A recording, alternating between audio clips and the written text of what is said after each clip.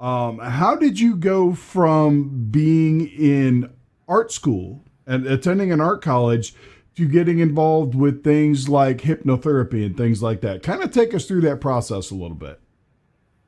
Sure. So I really struggled in school, and I'm dyslexic, and I have problems academically. So school was a struggle for me, and by the time that I could leave, I left because I just wanted to get out of there. Right.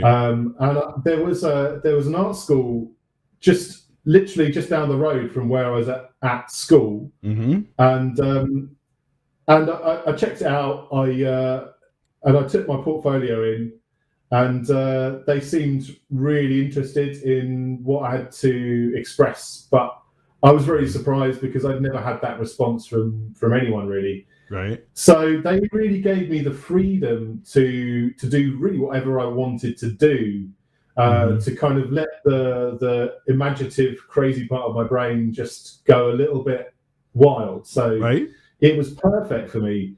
So I really came out of myself in many ways through art school, and I moved on to do a degree.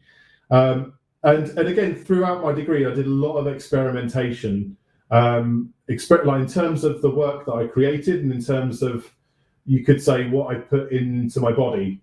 Throughout that process, I became interested in hypnosis, and it also went back to a time when I was working in a pub.